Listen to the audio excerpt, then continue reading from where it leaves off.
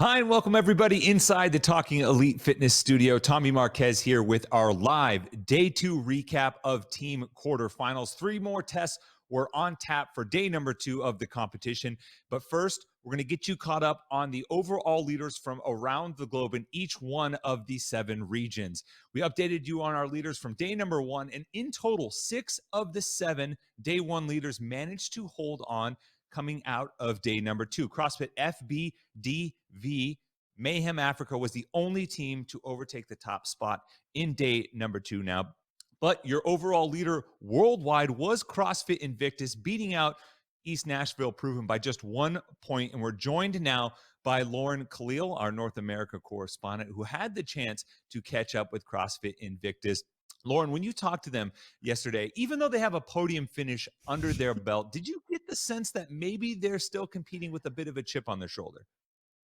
That's exactly right, Tommy. I mean, who wouldn't be happy when they're standing on the podium? But for this team, Team Invictus, they did not want third place. They wanted to stand on top of the podium. And that's exactly what they're looking to do at the games this year.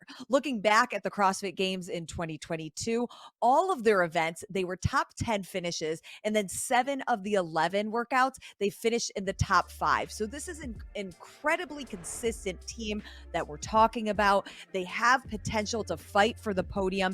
And this is also possibly the last year that all 4 of these teammates can do so together, as some of their teammates have aspirations to possibly compete in the individual competition next year. Well, it certainly looks like they're making the most of their possible final year as a team so Mhm. far. And the team that they did beat out by just 1 point, East Nashville Proven. Lauren had the chance to catch up with them yesterday, where they shared some insight on the fact that they're still dialing in some of the finer teamwork details. As we work together more as a team, like things definitely become more nonverbal. And like, I guess in the kind of with the workouts from this weekend, there wasn't as much opportunity for that because the synchro was relatively simple, I think, like across the board. But like we can definitely feel like a lot of the warm work that we've done, like seeing noticeable improvements and being able to eliminate, verbal communication there and rely more on the kind of nonverbal stuff like body cues is definitely improving rapidly. And I think it is also feels a lot better as an athlete to like not have to try and talk when you're super screwed up. So it definitely it helps a lot. Yeah, even though Taylor and I have been together for a long time too, there's still things we're learning. Yeah, it's like Always. synchro shoulder and overhead. That was a new one for us actually. So Yeah. we had some like communication things happen. So Where do I look? we're still Yeah, wait, take me through that. What was going on with communication during that one? Essentially, she was making me go a lot faster than I was used to. So it felt like a no rep to me. I'm like, my knees are not locking out by the time you're coming down. Like, I'm not getting there. You have to wait for me, right? So we're having this like internal not we. panic. Taylor was just yelling at me the whole workout. And then we reviewed it and they were all fine. To make sure that it's good. So she's trying to stare at my knees as she's locking out. There's this whole situation. But yeah, we went back and looked at it. And it was literally like, they're all perfect. Like, well, it just felt bad to me, I guess. I don't know. I know what I'm doing. I'm tired.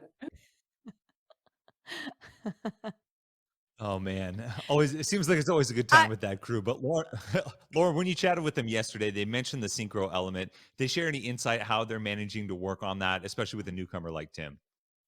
Yeah, for sure. This team is amazing. I mean, they look like the Brady Bunch sitting there all together on the couch. They had a couple of dogs too. But Tim had mentioned that the couple trips that he's taken to Nashville from central New York, he's been working specifically with Tola so that the two of them can get timing down when it comes to synchro work, specifically with the barbell cycle speed. Tim said that the first time that the entire team jumped up to do chest to bars, Andrea started yelling at him and the rest of the team started laughing because his pace was so much slower than the rest of them. So definitely a learning curve competing as an individual formerly and now having to keep up with an entire team's pace on rep speed. And I know you caught up with them before the leaderboards went live, but did they happen to share with you maybe what their goals were for quarterfinals coming in? Mm. Okay, so this back and forth was my favorite part of the interview, so I'll just share a bit of it. Now, Tola said, quote, "I think our goal is definitely to win everything that we can." Andrea immediately jumped in and interrupted and said, "It's not I think our goal is. And then Taylor kind of backed it up with saying that she wants to win everything, whether that's realistic or not. That really is the goal and the intent. But then Tola mentioned that, of course, winning is the priority, but also gathering data throughout the weekend. That's really what they were here to do. Learn how they communicate as a team, both verbally and with their body language, and also what are some of the strengths and weaknesses that maybe they'll have to alter before semifinals. They mentioned that they're going to be doing a ton of squatting, and also right now the priority is also going to be training with the worm, which more than likely we'll probably see at semifinals. I love the confidence from the two-time Affiliate Cup champions to correct them and say, no, no, this is what our goal is. But thinking about the region that they're in North America East, what Mhm. other teams should we keep an eye on to maybe push Proven once we get to semifinals? Sure. I think another team that we can be looking at is going to be CrossFit OBA. 3 out of the 4 of their athletes are returning with the addition of Emily Lundberg. She's from Sweden. She formerly was competing as an individual, as a strong competitor in Europe, finishing 10th last year at strength and depth. As for the rest of the team, those that are returning, they finished 11th last year at the games. That's Kelsey Keel, Joey Tortora, and Nick Hetch. Collectively, this team has 8 years of team games experience. And I think that experience is going to prove that this is a top contender, especially moving forward into the North America East semifinal. Yeah, and that team managed to move up into second overall after sitting in the top 5 on day number 1. And Mhm. moving to the other half of the continent, obviously Invictus is the big name there. But looking elsewhere in North America West, what other team can we maybe expect to try and crash that sea of green party that Invictus seems to have atop the leaderboard? Yeah, I think one of the other interesting and notable teams that we're going to keep our eye on is going to be the Franco's Misfits.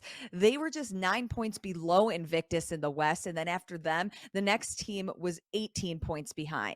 The team has Alexis Johnson, Brandon Luckett, Logan Collins, and Shaylin Laurie. Now, Alexis, she has both individual and team games experience. Last year, she was just outside of the podium, finishing 5th overall with Team CrossFit Mayhem Independence. Might remember her from there. Looking at Brandon, he has 3 years of individual games experience. Logan has 4. And then Shaylin, she would have been at the games last year on Team CrossFit Shoe Fly Storm Squadron after finishing 2nd at the MAC until her team was disqualified when one of her teammates tested positive for a banned substance. But again, high caliber athletes that we're talking about. Clearly, this is another team with experience. That's one of the things that we're going to continue talking about, is keeping an eye on those types of team, not necessarily team experience together, but I think nonetheless it's going to help them when we're looking at semifinals in just a couple of weeks. Yeah, team individual experience by itself is a valuable asset, Mhm. especially in this constantly shifting affiliate cup format. Lauren, great stuff. Thank you as always, and thank you for all the hard work across the weekend. I'll let you go enjoy your weekend a little bit. Thanks, Tommy.